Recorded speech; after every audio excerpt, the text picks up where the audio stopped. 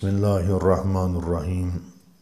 محترم سامعین کرام، السلام علیکم ورحمۃ اللہ وبرکاتہ۔ آج ہمارا جو گفتگو کا موضوع ہے وہ ہے علم مصطفیٰ صلی اللہ علیہ وآلہ وسلم، اور یہ ہماری تیسری نشست ہے اس موضوع کے اوپر۔ حضرت عثمان بن طلحہ رضی اللہ تعالیٰ عنہ اس حدیث کے خود راوی ہیں، فرماتے ہیں کہ اسلام قبول کرنے سے پہلے میں خانہ کعبے کا کنجی بردار تھا، کہ خانہ کعبے کنجی میرے پاس تھی، اس کی جو خدمت تھی وہ میں کیا کرتا تھا۔ کہ اعلان نبوت جب نبی کریم صلی اللہ علیہ وسلم نے فرمایا اور مکے کے لوگ آپ کے مخالف ہو گئے، مکے کے سرداروں نے آپ کی مخالفت کی، تو ایک دن نبی کریم صلی اللہ علیہ وسلم کی ملاقات مجھ سے ہوئی، تو آپ نے مجھے اسلام کی دعوت دی۔ تو میں نے کہا ہے محمد صلی اللہ علیہ وسلم، بڑے تعجب کی بات ہے کہ آپ یہ امید رکھتی ہیں کہ میں مسلمان ہو جاؤں گا، آپ کا دین قبول کر لوں گا، کہ حالانکہ آپ نے اپنی قوم کے دین کی مخالفت کی ہے۔ کہ پھر ایک دن ایسے ہوا کہ نبی کریم صلی اللہ علیہ وسلم تشریف لائے، تو لوگ خانہ کعبے میں داخل ہو رہے تھے، کہ ایک ہفتے میں 2 دن جو ہے وہ خانہ کعبے کو کھولا جاتا تھا، پیر والے دن اور جمعرات والے دن۔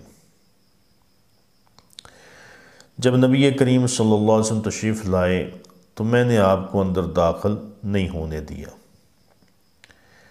کہ مجھے سرداروں نے منع کر دیا کہ ہر کوئی خانہ کعبے میں جا سکتا ہے، لیکن نبی کریم صلی اللہ علیہ وسلم کو اندر داخل ہونے کی اجازت نہیں دینی۔ تو میں نے آپ کو روک لیا، اور نبی کریم صلی اللہ علیہ وسلم پر سختی کی، غلط باتیں کہیں، اندر نہ جانے دیا، لیکن نبی کریم صلی اللہ علیہ وسلم نے بردباری سے کام لیا اور مجھے کچھ نہ کہا۔ اور پھر نبی کریم صلی اللہ علیہ وسلم نے ارشاد فرمایا، عثمان، ان قریب تو دیکھے گا کہ خانہ کعبے کی چابی میرے ہاتھ میں ہوگی، جس کو میں چابی چاہوں گا اس کو عطا کروں گا۔ یہ سن کر حضرت عثمان بن طلحہ رضی اللہ عنہ فرماتے ہیں کہ میں نے سن کر کہا کہ اس وقت قریش سارے کہاں ہوں گے؟ کیا یہ مر چکے ہوں گے؟ تو نبی کریم صلی اللہ علیہ وسلم نے ارشاد فرمایا کہ ایسا دن بھی آئے گا۔ اور پھر جب مکہ مکرمہ فتح ہوا تو نبی کریم صلی اللہ علیہ وسلم نے حضرت عثمان بن طلحہ سے فرمایا، لاؤ بھی چابی ہمارے حوالے کرو۔ تو حضرت عثمان بن طلحہ فرماتے ہیں بڑا شرمندہ ہوا، تو میں نے چابی آپ کے حوالے کر دی، کیونکہ اب مکہ مکرمہ پر آپ کی حکومت تھی۔ تو نبی کریم صلی اللہ علیہ وسلم نے چابی پکڑ کر مجھے دی اور پھر فرمایا، خذھا خالدا طالدۃ لا ینزعھا منکم الا ظالم، یعنی یہ چابی لو اور ہمیشہ کے لیے تجھے اور تیری اولاد کے لیے میں نے دی ہے۔ اور سرکار صلی اللہ علیہ وسلم نے مجھے یاد کرایا کہ اے عثمان، وہ وقت بھی یاد کرو جب میں نے تجھ سے اندر جانے کی کو کہا تھا تو تم نے مجھے روک دیا، اندر جانے نہیں دیا تھا۔ آج چابی میرے ہاتھ میں ہے، میں جس کو چاہوں وہ چابی عطا کروں۔ تو نبی کریم صلی اللہ علیہ وسلم کی یہ بات سن کر حضرت عثمان بن طلحہ عرض کرنے لگے، حضور واقعی یہ بات ہوئی تھی،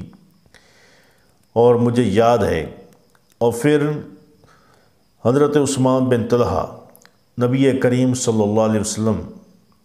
کی خدمت میں حاضر ہو کر آپ نے اسلام قبول کیا اور گواہی دی کہ آپ اللہ تعالیٰ کے سچے رسول ہیں۔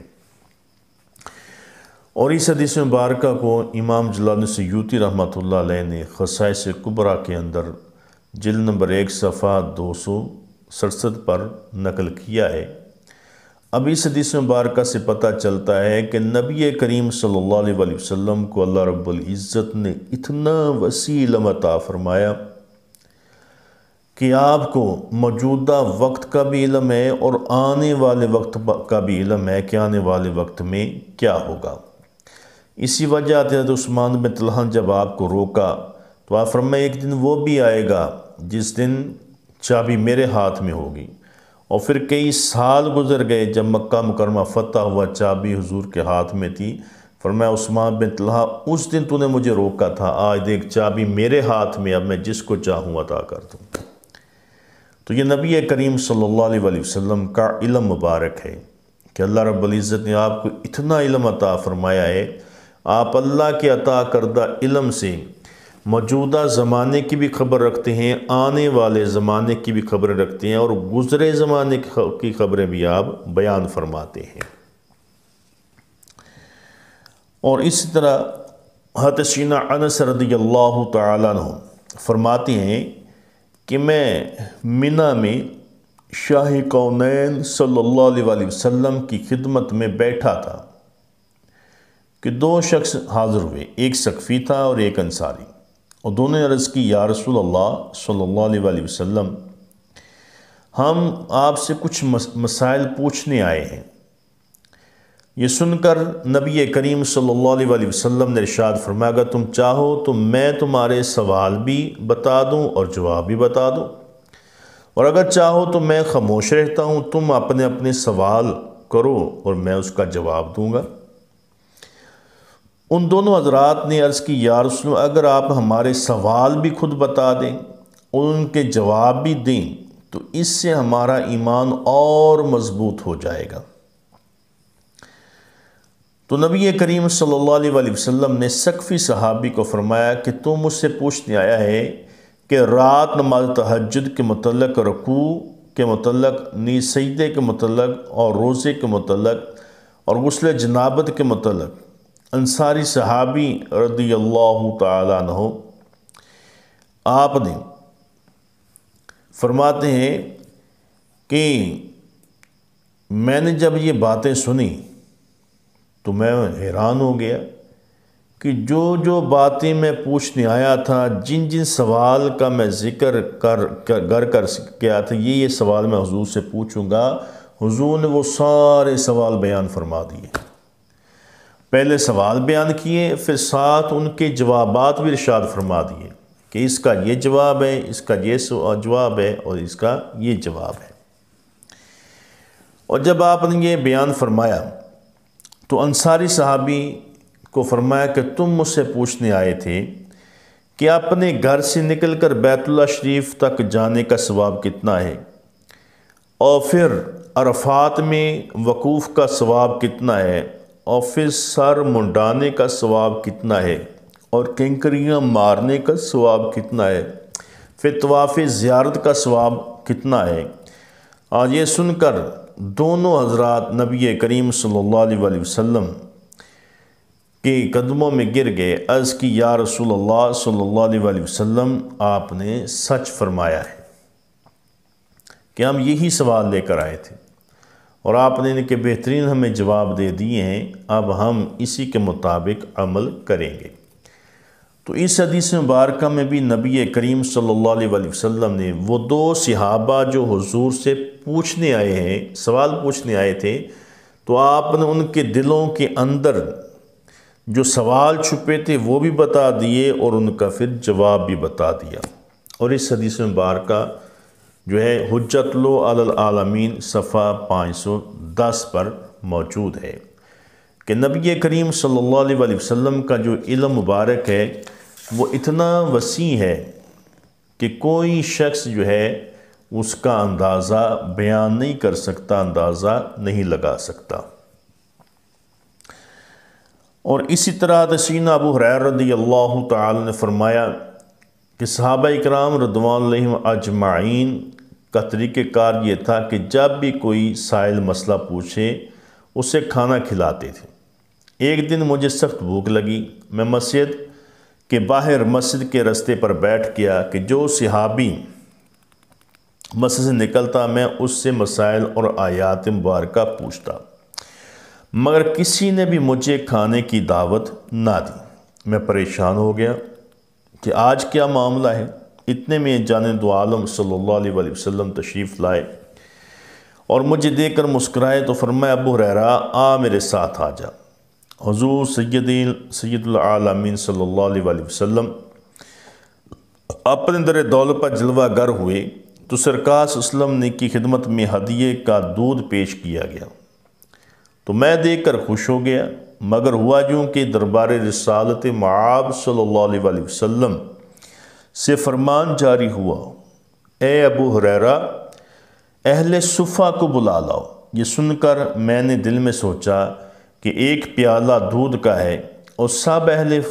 صفہ جو کو بلایا جا رہا ہے تو میرے حصے میں کیا آئے گا؟ لیکن اللہ اور اس کے رسول صلی اللہ علیہ وسلم کے فرمان کے سامنے کوئی حکم عدولی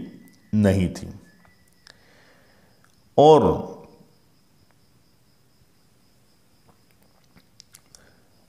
نبی کریم صلی اللہ علیہ وسلم کے فرمان کے سامنے حکم عدولی نہیں ہو سکتی، لہٰذا میں اہل صفہ کو بلا لایا اور شاہ کونین صلی اللہ علیہ وسلم نے فرمایا کہ وہ دودھ سب کو پلاؤ۔ تو میں باری باری سارے صحابہ اکرام کو وہ دودھ پلانا میں نے شروع کر دیا۔ دل میں سوچ رہا تھا اتنے صحابہ اکرام ہیں کہ دودھ جو ہے وہ تو ختم ہو جائے گا، میرے حصے میں کیا آئے گا، حالانکہ مجھے تو اتنی بھوک لگی ہے۔ تو آپ فرماتے ہیں میں دودھ پلانا شروع کر دیا، سب نے سیر ہو کر دودھ پیا، حتیٰ کہ نبی کریم صلی اللہ علیہ وسلم نے بھی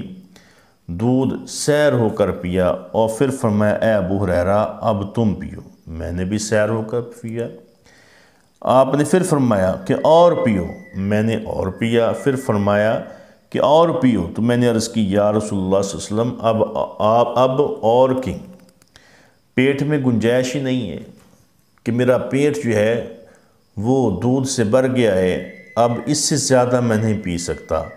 اس کے بعد نبی رحمت صلی اللہ علیہ وسلم نے دودھ خود پیا۔ تو اس سے بھی